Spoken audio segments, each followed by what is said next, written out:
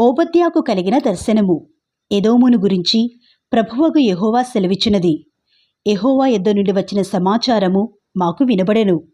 ఎదోము మీద యుద్ధము చేయుదుము లెండని జనులను రేపుటకై దూత పంపబడియున్నాడు. నేను అన్యజనులలో నిన్ను అల్పునిగా చేసి తిని, నీవు బహుగా తృణీకరింపబడుదువు. అత్యున్నతమైన పర్వతముల మీద ఆసీనుడివయుండి కొండ సందులలో నివసించువాడా, నన్ను క్రిందికి పడద్రోయగలవాడెవడని అనుకునివాడా, నీ హృదయపు గర్వము చేత నీవు మోసపోతివి.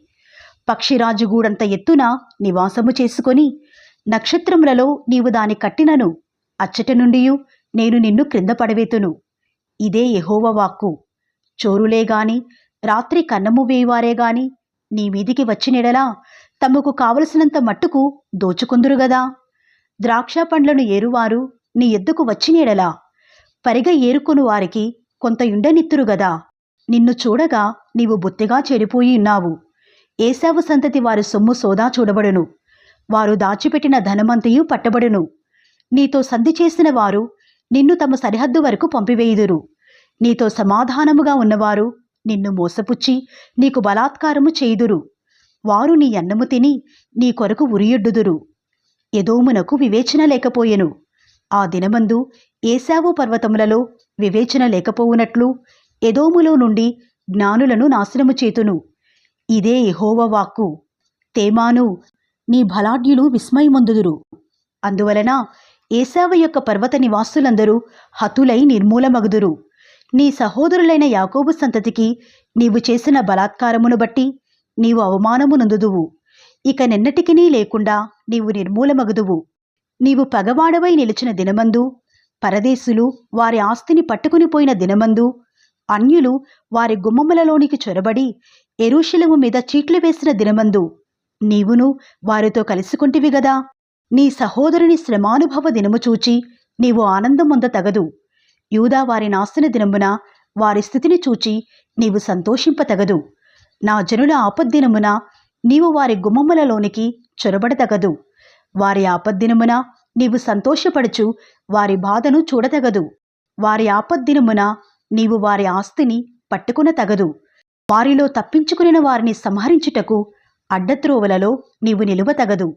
శ్రమదినమందు అతనికి శేషించిన వారిని శత్రువుల చేతికి అప్పగింపతగదు.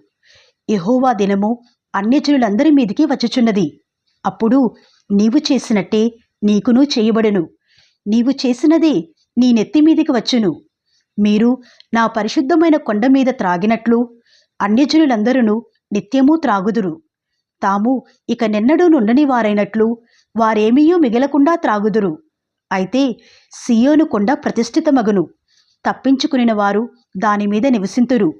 యాకోబు సంతతి వారు తమ స్వాస్థ్యములను స్వతంత్రించుకుందురు. మరియు యాకోబు సంతతి వారు అగ్నియు, యోసేపు సంతతి వారు మంటయు అగుదురు. ఏశావు సంతతి వారు వారికి కొయ్యకాలుగా ఉందురు. ఏశావు సంతతి వారిలో ఎవడునూ తప్పించుకొనకుండా యోసేపు సంతతి వారు వారిలో మండి వారిని కాల్చుదురు. యెహోవా ఈ మాట ఇచ్చియున్నాడు. దక్షిణ దిక్కున నివసించువారు ఏశావు యొక్క పర్వతమును స్వతంత్రించుకొందురు. మైదానమందుండువారు ఫిలిస్తీన్ల దేశమును స్వతంత్రించుకొందురు. మరియు ఎఫ్రాయిమీల భూములను, షోమ్రోనునకు చెరిన పొలమును వారు స్వతంత్రించుకొందురు. బెన్యామీనీయులు గిలాదు దేశమును స్వతంత్రించుకుందురు. మరియు ఇశ్రాయేలీయుల దండు అనగా వారిలో చెరపట్టబడిన వారు సారేపతు వరకు కనానీయుల దేశమును స్వతంత్రించుకుందురు. యెరూషలేము వారిలో చెరపట్టబడి సెఫారాదునకు పోయినవారు దక్షిణ దేశపు పట్టణములను స్వతంత్రించుకుందురు. మరియు ఏశావు యొక్క కొండకు తీర్పు తీర్చుటకై సియోను కొండ మీద రక్షకులు పుట్టుదురు. అప్పుడు రాజ్యము యెహోవాది యగును.